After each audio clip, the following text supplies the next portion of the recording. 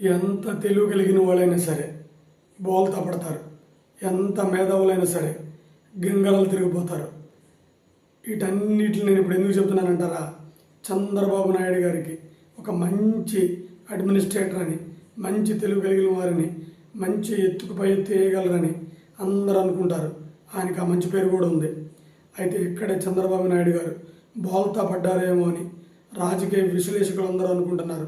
ఇందుకు ఈ బోల్తా పట్టడం ఏంటి, ఇందుకు పాయింట్ ఏంటి, ఇందుకు పాయింట్లకు వస్తున్నాను.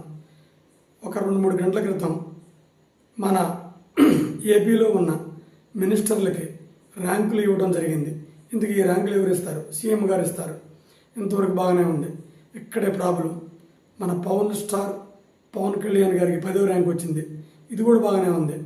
అయితే లోకేష్ గారికి 8వ ర్యాంకు, చంద్రబాబు నాయుడు గారికి 6వ ర్యాంకు, నాదెండ్ల మనోహర్ గారికి 4వ ర్యాంకు. ఇలా కొంతమందికి వాళ్ళు ఏ పదవులు నిర్వహిస్తారో ప్రజలకి ఎంతవరకు తెలియదు. వాళ్ళందరికీ మంచి ర్యాంకులు ఎంచుకుంటూ వచ్చారు. అయితే మీరు ఇక్కడ నన్ను ఒక ప్రశ్న కూడా అడగవచ్చు, సార్ దానివల్ల నష్టమే ఉంది, ర్యాంకులు ఇచ్చుకుంటూ వచ్చే ప్రాబ్లం ఏముంది అని. అదే ఇక్కడ నేను చెప్పాలనుకున్నాను. ఏంటంటే పవన్ కళ్యాణ్ గారికి 10వ ర్యాంక్ ఇవ్వడం కాడే ప్రాబ్లం అని మేము ఎందుకు అంటున్నామంటే, నేను కాదు విశ్లేషకులు ఎందుకు అంటున్నారంటే, పవన్ కళ్యాణ్ గారు పంచాయతీరాజ్ శాఖ, రోడ్లు శాఖ ఇవన్నీ అద్భుతంగా నిర్వహిస్తున్నారని చెప్పి అతని పేరు గిన్నీస్ వరల్డ్ రికార్డులో నమోదైంది. అలాంటి వ్యక్తికి లోకేష్ గారి కంటే తక్కువ ర్యాంక్ ఇవ్వడంతోనే ఇక్కడ ప్రాబ్లం మొదలైంది. ఏంటి సార్ ప్రాబ్లం? అది చెబుతా. దానికంటే కొంచెం ముందుకెళ్దాం. ఒక గత 2-3 నెలల నుంచి ఇంటా బయట అంటే టీడీపీ పార్టీలో కానీ లేదా వైసీపీ పార్టీలో కానీ అందరూ పదే ఇదే అనుకుంటున్నారు. పవన్ కళ్యాణ్ గారు అనే వ్యక్తి లేకపోతే టీడీపీ గెలిచేదే కాదు, చంద్రబాబు నాయుడు గారు మినిస్టర్ సీఎం అయ్యేవాళ్లే కాదు అని అందరూ అనుకుంటున్నారు. అది నిజమే కదా అని మీరే అనుకోవచ్చు. అయితే ఇక్కడే ప్రాబ్లం. చంద్రబాబు నాయుడు గారికి టీడీపీ అనేది అతని సొంత పార్టీ. వాళ్ళ అబ్బాయికి రావాల్సిన పేరు, ఆయనకి రావాల్సిన పేరు పవన్ కళ్యాణ్ గారికి రావడం వలన చంద్రబాబు నాయుడు గారు కొంచెం అసహనానికి గురై ఉంటారనేది రాజకీయ నాయకుల విశ్లేషణ. అందుకనే చంద్రబాబు నాయుడు గారు ఎంతైనా సొంత పార్టీ కదా, వాళ్ళ అబ్బాయిని సీఎం చేసుకోవాలని అనుకుంటారు. అతనికి అంత అర్హత, టాలెంటు, క్వాలిటీ ఉందా లేదా పక్కన పెడదాం. మరి వాళ్ళ పార్టీ అయి ఉండి, వాళ్ళ డబ్బులు అయి ఉండి, వాళ్ళ కొడుకుని సీఎం చేసుకోవాలి కానీ, వాళ్ళ కొడుకుని మంచి పొజిషన్లోకి తీసుకెళ్ళాలి కానీ, అనవసరంగా ఎవరో వచ్చిన ఒక వ్యక్తి పేరు రావడం ఏంటి? యాస్, ఈ ప్రేమే, ఈ జలసియే, ఈ భావనే పవన్ కళ్యాణ్ గారికి 10వ ర్యాంకు వచ్చేటట్టు చేసిందని రాజకీయ విశ్లేషకులు అనుకుంటున్నారు. సామాన్యుడు కూడా అదే అనుకుంటున్నారు.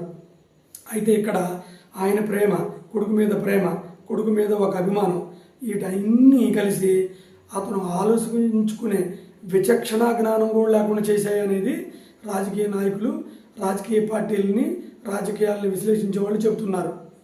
యాస్, ఇది సగటు మనిషికి కూడా అలాగే అనిపిస్తుంది. లేకపోతే వరల్డ్ రికార్డులో పేరు వచ్చిన అతనికి 10వ ర్యాంక్ ఏంటి? లోకేష్ గారు ఏమి నిర్వహిస్తారో తెలియని వ్యక్తికి 8వ ర్యాంక్ ఏంటి? అసలుకి కొన్ని కొండ ప్రాంతాలకి, నక్సలైట్లు ఉండే ప్రాంతాలకు కూడా రోడ్లు వేసిన పవన్ కళ్యాణ్ గారికి 10వ ర్యాంకు రావడం ఏంటి? ఏ పదవులు నిర్వహిస్తారో కూడా తెలియని వాళ్ళకి 1, 2, 3, 4 ర్యాంకులు రావడం ఏంటి? ఇక్కడే చాలామందికి అనుమానాలు కలుగుతున్నాయి. యాస్, కుట్ర కోణం బయటపడిందని. ఏంటా కుట్ర కోణం? టీడీపీ పార్టీ మందే, డబ్బులు మనవే, మందే ఖర్చు, కానీ పేరు ఎవడికో వస్తుంది. పవన్ కళ్యాణ్కి వస్తుంది.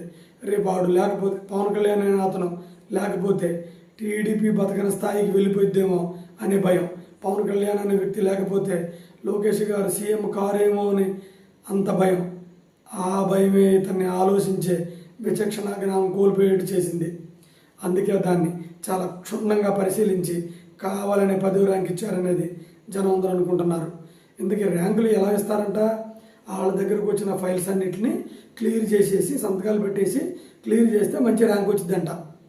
అయితే వీళ్ళు ఈ 1 నుంచి 9 ర్యాంకులు వచ్చిన మినిస్టర్లందరూ కూడా వాళ్ళ ఇష్టం వచ్చినట్లంతా సంతకాలు పెట్టేసి బ్లైండ్గా వాటిని పంపించేస్తే వాళ్ళకి మంచి ర్యాంకులా?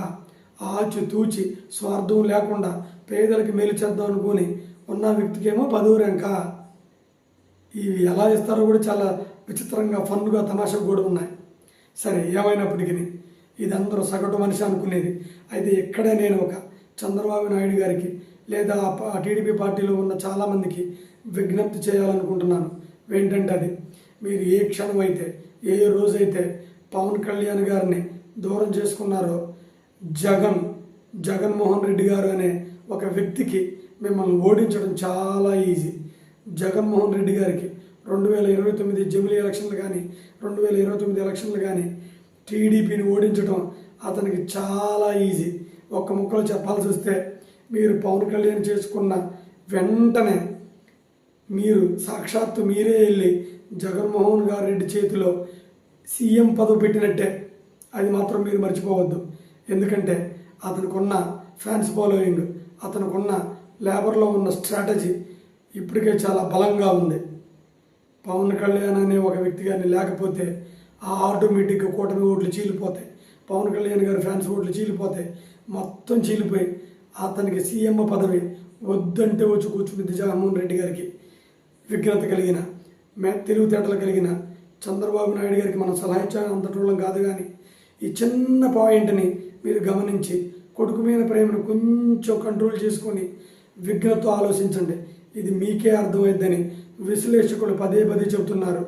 దీన్ని మీరు గమనించుకొని రాబోయే రోజుల్లో జగన్మోహన్ రెడ్డి గారిని పవన్ కళ్యాణ్ గారిని కలుపుకొని ఢీ కొడతారని నేను మనస్ఫూర్తిగా నమ్ముతూ సెలవు తీసుకుంటున్నాను. జై